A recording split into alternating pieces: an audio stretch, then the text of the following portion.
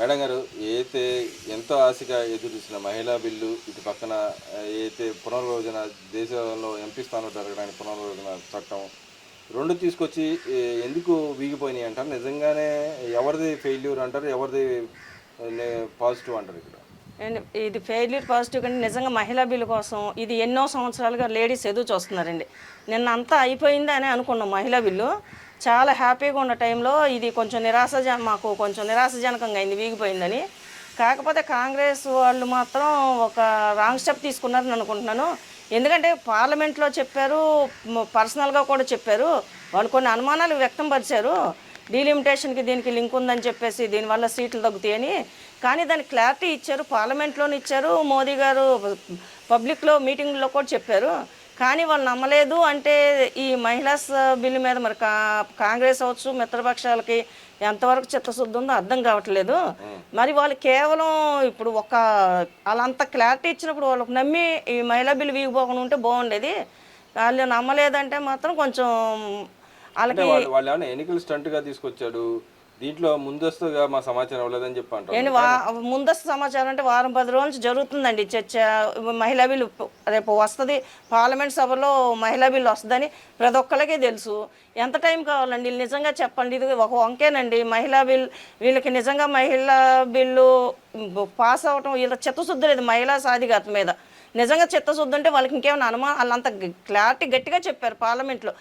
అంత గట్టిగా చెప్పిన వాళ్ళు నమ్మలేదు అంటే ఇది వాళ్ళు కావాలని చేసిందే అని అనుకుంటున్నాను కాంగ్రెస్ మిత్రపక్షాలు. ప్రధానంగా డిఎంకే వాదన ఏంటంటే రీలిమిటేషన్లో ఏదైతే వస్తుందో దాంట్లో నార్త్ సౌత్కి తేడా వస్తుంది, ఎంపీ స్థానాలు నార్త్లో పెరుగుతుంది సౌత్లో పెరగనేది వాళ్ళ ప్రధాన ఆరోపణ. దానికి కూడా క్లారిటీ ఇచ్చిన, దానికి కూడా క్లారిటీ ఇచ్చారు కదండి మోదీ గారు. అంటే వాళ్ళు క్లారిటీ ఇచ్చారు కదా, గవర్నమెంట్ క్లారిటీ ఇచ్చింది కదా. ఇచ్చిన వాళ్ళు కేవలం అదే వాదన పెట్టుకున్నారంటే వాళ్ళకి నిజంగా మహిళా బిల్లు మీద చిత్తశుద్ధి లేదని అనుకోవాలి.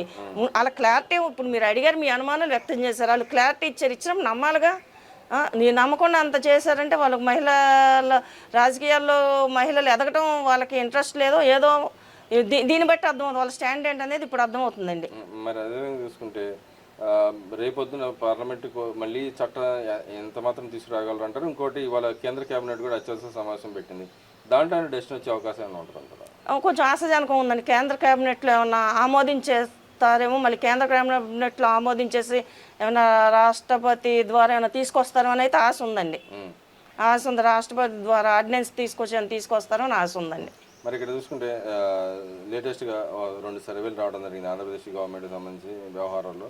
దాంట్లో భాగంగా కూటమి ప్రభుత్వానికి 52%, వైసీపీ పార్టీకి ఏమన్నా 37% ఇవ్వడం జరిగింది. అంటే గతానికి ఇప్పుడు భిన్నంగా గవర్నమెంట్కి అన్న 2% పెరిగింది, వాళ్ళకి 2% తగ్గడాన్ని ఎలా చూడొచ్చు? నిజంగానే రెండింటి మధ్య అసలు ఎందుకు అంటే జనాల్లో మామూలుగా అయితే గవర్నమెంట్ పరిపాలన గవర్నమెంట్ తగ్గుతూ ఉంటుంది, కానీ పెరుగుతూ పోతా ఉంది, ఎందుకంటారు? అది మన జగన్మోహన్ రెడ్డి గారి పుణ్యమేనండి. ఎప్పుడైనా ప్రజెంట్ గవర్నమెంట్ మీద కొంచెం ఎంతో కొంత వ్యతిరేకత ఉంటుంది, ఎందుకంటే ప్రతి ఒక్కరిని మనం సాటిస్ఫై చేయలేకుంటే ఎవరో ఒకళ్ళు. కానీ అలాంటిది జగన్మోహన్ రెడ్డి గారి పుణ్యం వల్ల వీళ్ళు చేసే దుర్మార్గ పనులకి ప్రజెంట్ ఉన్న గవర్నమెంట్ 2% పెరిగిందంటే ఇంకా 2 ఏళ్ళు ఎలక్షన్ వచ్చేప్పటికి ఇంకా పెరుగుద్దని ఉండకొంది జగన్మోహన్ రెడ్డి గారి గ్రాఫ్ పడిపోద్ది. జగన్మోహన్ రెడ్డి గారికి ఎందుకు తగ్గిపోయిందని అడుగుతున్నారు. ఆయనకి పెరగటం అనేది ఆయన ఉండదని. ఆయన ఇప్పుడు ప్రతిపక్షంలో జనాలు ప్రతిపక్షంలో నేను గెలిపించారు, నీకు ఎంతమంది అన్నారా అని. మీరు ఉండే ఎమ్మెల్యేలు వెళ్ళాలి, అసెంబ్లీలో ప్రజా సమస్యలు మాట్లాడాలి, నియోజకవర్గంలో తిరగాలి, ప్రజల మధ్య ఉండాలి. ఇవేమీ చేయకుండా ఇంట్లో కూర్చున్నాను, ప్రతిపక్ష హోదా వస్తాను లేకపోతే రానని ఇంట్లో కూర్చున్నాను, ప్రజా సమస్యలు గాలి వదిలేస్తావు. ఎక్కడన్నా ఏదన్నా బాడీ కనిపించిందంటే చక్కగా మంది మార్గంతో పేటీఎం బ్యాచ్ని తీసుకొస్తా తొక్కుంటే వెళ్ళిపోతావు. మనుషులు అవ్వచ్చు, పంటలు అవ్వచ్చు, ఏదైనా. అదేమంటే రఫా నరుకుతాం, బ్యానర్లు పెడతావు. మేము అదేమంటే మీ నాయకులు ఇప్పటికీ నోడుదోలు తగ్గించుకోలేదు, మేము చంపుతాం నరుకుతాం, మేము అధికారంలోకి వస్తాం, మేము చంపుతాం నరుకుతాం, ఇప్పుడు బెదిరిస్తున్నారు, బ్యానర్లు కడుతున్నారు, మేము సప్త సముద్రాల అవతల తీసుకొస్తాం అంటున్నారు. ఇంకా వాళ్ళకి మేము నరుకుతాం చంపుతాం అనే వాళ్ళకి ఇంకా వాళ్ళ క్రూయాలిటీ చూపిస్తుంటే వాళ్ళ గ్రాఫ్ ఎలా పెరుగుద్దండి. ఇక్కడ మనం ప్రధానంగా చూసుకుంటే వైసీపీ నాయకులు కానీ జగన్మోహన్ రెడ్డి గారు కానీ ఈ కుటుంబ ప్రభుత్వం మహిళలు కానీ ఎవరికి ఏం ఇవ్వట్లేదు, పథకాలు ఇవ్వట్లేదు, సూపర్ 6 సూపర్ 7 ఫెయిల్యూర్ అని చెప్తా ఉన్నారు. కానీ ఇక్కడ మన సర్వేలో చూస్తే ఏదైతే ఇచ్చిన 6 వాగ్దానాల్లో దాదాపు 2 వాగ్దానాలు 90% ఎబో రావడం జరిగింది. ఒకటి మహిళల్లో మామూలుగా అయితే మహిళల పర్సంటేజ్ అన్న 60% పైన ఎబో గవర్నమెంట్కి కుటుంబ ప్రభుత్వానికి అనుకూలంగా ఉన్న పరిస్థితి. ఒక గ్యాస్ సిలిండర్ ఒకటే నెగిటివ్గా ఉన్నట్టు చెప్తా ఉన్నారు. దాంట్లో నిజమెంత ఉందంటారు? నిజంగానే జగన్మోహన్ రెడ్డి గారు చెప్పినట్టు ఇక్కడ కూటమి ప్రభుత్వం పథకాలు ఇవ్వట్లేదు తప్పు అనేది చెప్పొచ్చు అంటారు? లేదండి, పథకాలనే సక్సెస్ఫుల్గా నడుస్తున్నాయి. సూపర్ 6 సూపర్ హిట్ అయ్యింది. కాదు ఎక్కడన్నా బై మిస్టేక్ జరిగితే ఇప్పుడు ఆ సూపర్ 6లో అన్నయ్యని తల్లికి వందనం ఇస్తున్నారు, ఇచ్చారు. గ్యాస్ సిలిండర్లు అన్నారు, దాన్ని ఓకే అయింది. మెగా డిఎస్సీ మీద సంతకాలు పెట్టారు. ఆర్టీసీ బస్సు అన్నారు, ఇచ్చారు. అన్న క్యాంటీన్లు అన్నారు, పెట్టారు. ఒక్క గ్యాస్లో మరి ఎందుకు తగ్గిందంటే అది వీళ్ళకి అవగాహన లేకుండా ఉండి ఇప్పుడు కొంతమంది గ్యాస్ బండ్లు వచ్చేవాళ్ళు వెళ్ళి కంపెనీలు కేవైసీ చేయించుకోవాలి. వాళ్ళకి అది తెలియక చేయించుకోలేక కొంత పడతలేదు అంటున్నారు. మమ్మల్ని అన్న అడిగితే చెప్తున్నాం, ఒకసారి కంపెనీకి వెళ్ళి మీ గ్యాస్ బుక్ తీసి కేవైసీ చేయించుకోండి అమ్మా అని. అది ఒకటి కొంచెం సర్దిద్దుకుంటే పోద్ది. ఇప్పుడు ఇందులో వచ్చి ఈ సర్వే వల్ల ఈ ఒక గ్యాస్ బండ్లో తక్కువ వచ్చింది, నష్టం లేదు. ఇప్పుడు ఏమైనా చిన్న చిన్న లోటుపాట్లు ఈ సర్వేలో మనకు ఉపయోగపడుద్ది. ఏమైనా ఎక్కడ మైనస్ ఉంది అక్కడ మేము ఎక్కడ మైనస్ ఉంది అక్కడ రిపీట్ చేసుకుని దాన్ని సరి చేసుకోవటానికి అవకాశం అండి ఇది.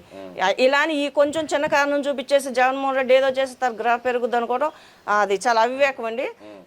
టీడీపీ ఇప్పుడు 60% లేడీస్ సపోర్ట్ ఉందండి టీడీపీకి. లేడీస్ సపోర్ట్ ఏ పార్టీకి ఉంటే ఆ పార్టీ కన్ఫర్మ్ విజయావకాశాలు ఉంటాయి. కన్ఫర్మ్ పీట మీద కూర్చుంటుంది. లేడీస్ సపోర్ట్ ఉన్న పార్టీ కన్ఫర్మ్ అధికారాన్ని చేపట్టుద్దండి. అందుకని దీన్ని పట్టించుకోవాల్సిన అవసరం లేదు. జగన్మోహన్ రెడ్డి ఏదో చిన్న చిన్న విషయాలు వీటిని సరి చేసుకోవటానికి కూటమి నాయకులకి ఒక అవకాశం అండి. మరి ఇక్కడ జగన్మోహన్ రెడ్డి గారు ఎక్కడ ఫెయిల్యూర్ అయ్యాడు అంటారు? ఆయన గతంలో ఆయన మళ్ళీ ఇప్పుడు చెప్తాను నేను అధికారంలోకి వస్తాను, అదే అధికారం అని చెప్పి ఇంకా 3 సంవత్సరాలు ఉంటే అయిపోద్ది అని చెప్తాను. మరి ఈ 3 సంవత్సరాలు ఆయన మరి ఇప్పటికే పడిపోతా ఉన్నాడు. ప్రజాభిష్టాల మేరకు ఏ ఒక్క వ్యవహార శైలి ఆయన చూడలేని పరిస్థితి. దాన్ని ఎలా చూడొచ్చు అండి? పగటి కళ్ళకి అంటున్నాడు ఇంకా వస్తానని. అసలు ఒక్కసారి ఆత్మపరిశీలన చేసి ఏ విధంగా వస్తాడు? నువ్వు అసలు ఇప్పుడు నీకు ఒక సీట్ ఇవ్వని 10 సీట్లు జనం మధ్య ఉండాలి. నువ్వు ప్రజలను పట్టించుకోవట్లేదు, నువ్వేం పట్టించుకోకుండా ఇప్పటికి బూతులు తిట్టెత్తున్నావు, ఇచ్చేస్తుంటే ఇంకా నువ్వు ఏ విధంగా వస్తావు ఆలోచిస్తున్నావు. ఇక వస్తాడు అనుకుంటే ఇది ఇప్పుడు ఇక్కడ బిచాన్ ఎత్తేసి హైదరాబాద్లో పెట్టాడు కదా, బిచాన్ హైదరాబాద్ వెళ్ళాడు కదా. ఇంకేమైనా కానీ గతం ఆలోచనలతో ఏమైనా ఉండడం ఏంటి? కేసీఆర్ని కలిసి రాజకీయం చేసి ఏమన్నా వద్దాం అనుకుని ఉండాడేమో. కానీ ఇప్పుడు తాడేపల్లి ప్యాలెస్, హైదరాబాద్ అలహంక ప్యాలెస్లో కూర్చొని రాజకీయం చేస్తారంటే జనానికి అర్థమైంది. కేసీఆర్ని నమ్మే రోజులు కూడా పోయినాయి. తెలంగాణ వాళ్ళు నమ్మరు, ఎక్కడ నమ్మరు. నిజంగా నువ్వు ఒక సీఎం అయి నువ్వు ఆంధ్రాడు అయితే కేసీఆర్తో చేతులు కలుపుతాయి. వాళ్ళు వెళ్ళి హైదరాబాద్ వెళ్ళి క్యాంప్ ఆఫీస్ పెట్టేసి నువ్వు అక్కడ కుట్రకు తెర రేపుతానికి నువ్వు హైదరాబాద్ వెళ్ళి క్యాంప్ ఆఫీస్ పెడుతున్నావు. నువ్వు ఆంధ్రావాడు అయితే నిజంగా నువ్వు పెట్టవు. కేసీఆర్ ఆంధ్రని ఎంత అవమానించాడండి, ఆంధ్ర బిర్యానీని ఎంత హీనంగా మాట్లాడారు, ఆంధ్ర బ్రాహ్మణులకు మంత్రాలు రావన్నాడు, ఆంధ్ర ఉలవచారుని అవమానించాడు. ఉలవచారు టేస్ట్ ఏమో తెలుసండి అతనికి, పశువులదంటే మనం తినమన్నాడు. అంత ఆంధ్రలో అంత అవమానించిన ఒక వ్యక్తితో నువ్వు వెళ్ళి చేతులు కలుపుతున్నావు అంటే ఇక్కడ ఆంధ్ర వాళ్ళు ఎవరు అంత చేతగానాలి కదండి. నువ్వు వెళ్ళి ఎంత అక్కడ తెలంగాణ క్యాంప్ ఆఫీస్ పెట్టి రాజకీయం చేసినా మీ ఆటలు సాగను. అక్కడ ఉంది రేవంత్ రెడ్డి వీళ్ళిద్దరు ఆటలు సాగండి. కేసీఆర్ ఆటలు సాగు, ఈ ఆటలు సాగు. అప్పుడంటే కేసీఆర్ ఉన్నాడు కాబట్టి టీడీపీ వాళ్ళ డేటా చోరీ చేసి మీరు ఈవీఎంలు మేనేజ్ చేసుకుని ఎటు ఓటేసినా మీకు పడేటట్టు చేసుకోగలిగారు. ఇవాళ అక్కడ ఉంది రేవంత్ రెడ్డి. నువ్వు వెళ్ళి హైదరాబాద్ క్యాంప్ ఆఫీస్ పెట్టినా నువ్వేదో ఓట్లు చెలవచ్చు, రాజశేఖర రెడ్డి అభిమానులు ఉంటావు, అక్కడ మళ్ళీ పార్టీ కాంగ్రెస్ ఓట్లు చేరవచ్చు అనుకుంటున్నావు. కానీ అక్కడ ఉంది రేవంత్ రెడ్డి అండి. వీళ్ళ కేసీఆర్ ఆటలు కానీ ఈ ఇద్దరు ఆటలు సాగనివ్వరు, గురు శిష్యుల ఆటలు సాగనివ్వరండి. మరి అంటే ఇక్కడ మనం చూసుకుంటే గతంలో కూడా అక్కడి నుంచే చేసి ఇక్కడ ఉన్న వ్యాపారవేత్తలు కానీ వీళ్ళు కానీ బెదిరించాడు, ఇండస్ట్రీస్ రానియకుండా ఆపిన పరిస్థితి ఉంది. ఇప్పుడు కూడా మాట్లాడుతున్నాడు, వచ్చే కంపెనీ కూడా మేము వెళ్ళగొడతామని చెప్పి మొన్న అయితే ఆయన పర్యటన చేసిన పర్యటన కూడా మీరు పెట్టండి ఎంత తీసుకుని నేను వచ్చిన తర్వాత అన్ని తీసేస్తాను.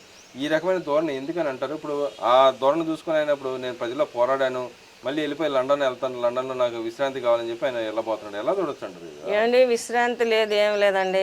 ఆ గత 5 ఏళ్ళు దాచుకుని సొమ్మంతా అక్కడే కదండి పెట్టింది. లండను, ఆఫ్రికా ఇవన్నీ మద్యం మీద దోసుకుని ఇవన్నీ అక్కడే కదా పెట్టింది. అవన్నీ మళ్ళీ అవి తీసుకొచ్చి అక్కడ దాచుకున్న డబ్బు అంతా తీసుకొచ్చి కేసీఆర్తో కలిసి తెలంగాణలో కేసీఆర్తో కలిసి రాజకీయం చేసి రేపు పాదయాత్ర ఏదో అంటున్నాడుగా. మరి ఈయన పాదయాత్ర చేస్తే పబ్లిక్ ఏం రాదు, డబ్బులు ఇచ్చి తీసుకురావాలి. వాళ్ళు బిర్యానీ పొట్లాల ముందు డబ్బు కావాలి, అవన్నీ దాచుకుని తీసుకురాటకి వెళ్తున్నాడు. అంతేగాని విశ్రాంతులు కావాలి. ఏం కష్టపడిపోయాడు అక్కడికి వెళ్ళి విశ్రాంతి తీసుకుంటాడు? ఇక్కడ జనం మధ్య ఉంటున్నాడు, జనం మధ్య తిరుగుతున్నాడు, ప్యాలెస్లో కూర్చుంటాడు. ఇప్పుడు కూడా రిమోట్ నొక్కుతాడు, ఎవరిని తిట్టమంటే వాళ్ళని తిడతాడు. అంబట ఒకడు, ఆ పేరుని నానివాడు, ఈ రోజే ఒకటి రిమోట్ వదులుతాడు. ఏం కష్టపడ్డాడు వెళ్ళి అక్కడ అకేషన్కి వాళ్ళు రెస్ట్ తీసుకోవటానికి వెళ్తాం. ఎంత అండి మళ్ళీ ఆ దోసుకుని డబ్బును తీసుకొచ్చేసి మళ్ళీ ఇక్కడ ఏదో అల్లకల్లరం సృష్టించి ఏదో చెయ్యాలని పిచ్చి ప్లాన్లో ఉన్నాడు. అంతేగానండి ఇక్కడ ఆయన వచ్చేది వెళ్ళేది లేదు, పాదయాత్ర చేసేది లేదు, 3 ఏళ్ళకి అధికారంలోకి వచ్చేది లేదు, కంపెనీలు నెలగొట్టేది లేదు. అంత పబ్లిక్గానే కంపెనీలు ఎలగొడతానంటే ఎవరు ఓట్లు వేస్తారండి? ఇప్పుడు కంపెనీలు వస్తే యువతకు ఉపాధి అవకాశాలు వస్తాయి. వాళ్ళు చదువుకున్న పిల్లలు ఉద్యోగాలు లేక పక్క రాష్ట్రాలు వెళ్తున్నారు. ఇవాళ ఇక్కడ కంపెనీలు వస్తే ఎవరికాల తల్లిదండ్రులు కళ్ళ ముందు ఇక్కడ ఉద్యోగాలు చేసుకుంటారు. ఎవరు ఈ రోజు అంత మూర్ఖంగా ఉన్నారు? నువ్వు అంత పబ్లిక్గా నేను నరుకుతాను, చంపుతాను, కంపెనీలు ఎలగొడతాను, నీకు అసలు ఓట్లు ఎలా వేస్తాను, నువ్వు ఎలా అధికారంలోకి వస్తా? ఎవరిని ఎత్తే నీ పేటీఎం బ్యాచ్ చేయాలి, నీవు చెప్పిన రపరప బ్యానర్లు కడతాంటే వాళ్ళు ఎంతమంది ఎత్తే నువ్వు గెలుస్తావు? కొంచెమన్నా గెలవాలని ఉన్నప్పుడు కొంచెమన్నా మనసులో మానసిక స్థితి మార్చుకుని కొంచెం మంచిగా హామీలు ఇస్తే నువ్వు అవకాశం ఉండదు. నువ్వు ఇంత భయంకరంగా నీ సైకో మెంటల్ చూసి నీకు ఎవరు ఓట్లు వేస్తారో, నువ్వు ఎలా గెలుస్తా, ఎలా అధికారంలోకి వస్తా, ఎలా కంపెనీలు ఎలగొడతా? మరి ఇక్కడ చూసుకుంటే ఏదైతే హైకోర్టులో ఉన్న ఏదైతే పిటిషన్లు వేస్తుంది గవర్నమెంట్ కూడా, ఏదైతే హైకోర్టు కూడా వ్యాఖ్య చేస్తుంది, వ్యక్తిగత హననం చేస్తే చూస్తూ ఊరుకునేది, చట్ట పరిధిలో మీరు ఉండాల్సిందే అని చెప్పి సదర్ భార్గవరెడ్డి గారి విషయంలో చెప్పిన తర్వాత కూడా శ్రీహరిని కూడా అరెస్ట్ చేస్తే అక్రమ అరెస్ట్ అని చెప్పన్నారు, విడుదల చేయడం మళ్ళీ అరెస్ట్ చేయమని చెప్పి కోర్టు కూడా చెప్పింది. ఎలా చూస్తారు అంటే కోర్టు పరిధిలో ఉన్న వ్యవహారం కోర్టు చూస్తున్న శైలిని ఎలా చూడొచ్చుంటారు? మహిళలు కానీ ఎవరైనా వ్యక్తిగత హననం చేస్తే వాళ్ళని అరెస్ట్ చేసి లోపల వేయాల్సిందని చెప్పి కోర్టు కూడా చెప్పిన పరిస్థితి ఎలా చూడొచ్చు? అది మంచి జడ్జిమెంటే కదండి. మహిళల్ని దాని మీద టైం బాండ్ ఫ్రేమ్ లైన్స్ ఏమైనా గైడ్ లైన్స్ ఏమైనా కావాలని కోరతారా స్పెసిఫిక్గా? ఈ అంటే వాక్ స్వాతంత్రం ఒకటి బేస్ చేసుకుని వ్యక్తిగత హననం చేస్తా వచ్చారు, దాని మీద గైడ్ లైన్స్, కొత్త గైడ్ లైన్స్ ఏమైనా కావాలని కోరతారా?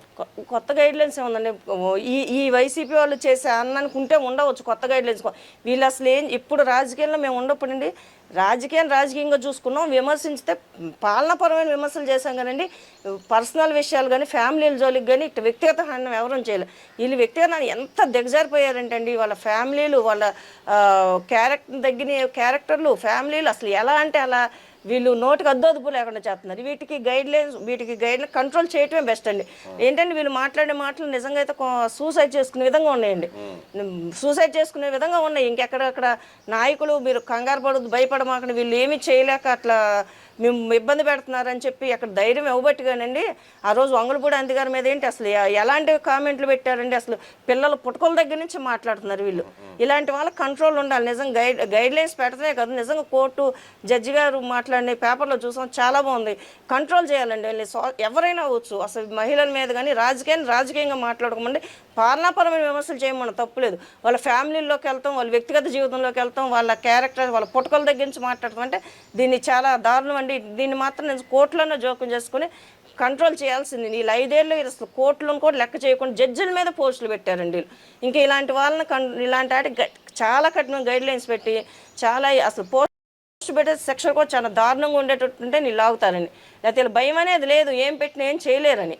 జడ్జిల మీద కామెంట్లు పెట్టినప్పుడు వీళ్ళు కఠినంగా సెక్షన్ చేసి వీళ్ళు కరెక్ట్ అప్పుడు అరెస్ట్ చేయాల్సింది. అంటే ఒక పక్కన సుప్రీంకోర్టు కూడా చెప్తుంది ఇలా వ్యక్తిగత దోషులు కానీ ఇలాంటి రెచ్చగొట్టే విధానాన్ని కంట్రోల్ చేయమని చెప్పి వివిధ సంస్థలు అయితే ఉన్నాయి, సోషల్ మీడియా ప్లాట్ఫామ్స్ చెప్తా ఉంది. అవి ఎప్పుడు లోపల ఇంప్లిమెంటేషన్ అవుతాయి అంటారు? ఇక్కడ ఇప్పుడు లోపల అవుతాయి అంటే మరి చెయ్యాలండి, చేస్తే ఎంత తొందరగా చేస్తే అంత మంచిదండి, ఎంత తొందరగా చేస్తే అంత మంచిది. ఊరికే జడ్జిమెంట్లు ఇంప్లిమెంట్ చేసే విధానంలో కూడా ఈ రాజకీయ అధికారం ఉన్న ప్రభుత్వాలు కూడా దాన్ని గట్టిగా ఇంప్లిమెంట్ చేయడానికి సహకరించాలి. అధికారులకు ఏంటంటే ఇప్పుడు ఏమైనా జరిగినప్పుడు అది ఎవరైనా అవ్వచ్చు, మీరు మనాడే వదిలేయి అలాంటివి చేయకుండా ఇంప్లిమెంటేషన్ చేస్తే అది ఎవరన్నా సరే. ఇప్పుడు మొన్న భారతీయ మీద ఒక కామెంట్ పెట్టినందుకు భారతీయ మీద ఐటీడీపీ వస్తుంది, వీళ్ళు చంద్రబాబు నాయుడు గారు చెప్పి సొంత పార్టీ కార్యకర్త అనుకోవచ్చు. అలా ఉండాలండి. ఇది మనాడు అని వదిలిపెట్టిన అనుకోండి, ఎవరు పెట్టినా సరే, ఏ పార్టీ ఉండినా రాజకీయ నాయకులు ప్రమేయం లేకుండా అధికారులు పోలీస్ డిపార్ట్మెంట్కి ఫ్రీడమ్ ఇచ్చేసి దీన్ని మాత్రం ఖచ్చితంగా ఇంప్లిమెంట్ చేయాలండి. అది ఎవరైనా అవ్వచ్చు. అదేవిధంగా ఇవాళ అంబటి రాంబాబు నిరాహార దీక్ష చేస్తున్నాడు. అయితే గతంలో ఆయన ఇంటి మీద దాడి చేసిన ప్లస్ పోలీసులు కూడా వాళ్ళని అరెస్ట్ చేయాలని చెప్పి ఆయన నిరాహార దీక్ష దిగాడు, చర్యలు తీసుకోవాలని కోరుతా ఉన్నాడు. ఎలా చూడొచ్చు అంటారు? ఏమంటే నిజంగా అంబటి రాంబాబు చాలా హాస్యాస్పదంగా ఉందండి ఆయన దీక్షలు చేయడం. నువ్వు రెచ్చగొట్టింది నువ్వు, చంద్రబాబు నాయుడు గారు తల్లిని తిట్టింది నువ్వు, చంద్రబాబు నాయుడు అసభ్య పదజాలంతో మాట్లాడింది నువ్వు, చంద్రబాబు నాయుడు గారిని నువ్వు అలా మాట్లాడావు కాబట్టి వాళ్ళు వచ్చి అరెస్ట్ చేయమన్నారు. నీ ఇంటి మీద దాడి ఎవరూ చేయలే. ఇంటి ముందు పోలీసులు చుట్టూ పోలీస్ ప్రొటెక్షన్, ఎవరైనా నీ ఇంటి లోపలికి వచ్చి దాడి చేశారా? నీ ఇంటి లోపల తగలబెట్టినవారు నీకు యాంటీ వర్గం వైసీపీ వస్తుందే, మీ వాళ్ళు వచ్చి నీ ఇంటి మీద తగలబెట్టారు, వీడియోలు అన్నీ వచ్చినాయి. అందరు అక్కడ టీడీపీ వాళ్ళు కానీ ఎవరు నీ లోపలికి రాలేదు, కానీ నీ గద్దారు నీ ఇంటి లోపలికి రాలేదు కదా. నిన్ను అరెస్ట్ చేయమని బయట కూర్చుని నినాదాలు చేశారు కానీ కానీ నీ ఎవరు దాడి చేశారు? నీది అక్రమ అరెస్ట్ కాదు. నువ్వు తిట్టావు, నువ్వు ఒక సీఎంని తిట్టావు, నేను అరెస్ట్ చేశారు.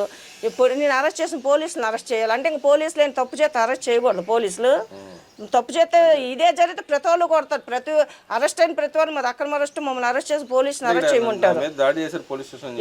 ఎవరు చేశారు దాడి? ఎక్కడో చూపించండి. అక్కడ మీడియా ఉంది, అందరూ ఉన్నారు. ఎవరో నీ ఇంటి మీద దాడి అలా నీ ఆఫీస్ పోలీస్ స్టేషన్ దాడి చేశారని చెప్పి అంటారు. పోలీస్ స్టేషన్ ఎవరు టీడీపీ కార్యకర్తలు చేశారా, కూటమి నాయకులు చేశారు దాడి?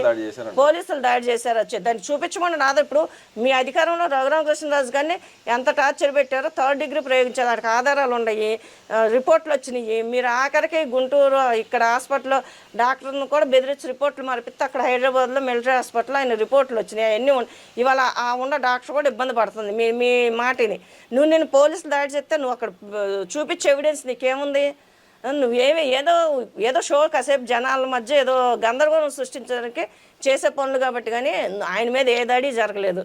ఆయన అసలు పోలీసు చుట్టూ రౌండప్ చేసి మనిషి కనపడకుండా తీసుకెళ్లారు. ఆ వజ్ర వ్యాన్లో వేసుకుపోయారు. ఇంకా ఆయన అసలు అంతా ప్రతి ఒక్క అప్ టు డేట్ టీవీలో వచ్చింది. నువ్వు ఒక్కడో నా మీద దాడి జరిగిన అరెస్ట్ ధర్నా చేస్తే అది జనాలు కూడా వాళ్ళకి లేదేమో సిగ్గు, చూసే జనాలకు సిగ్గేస్తున్నారు చేసే పనులకి.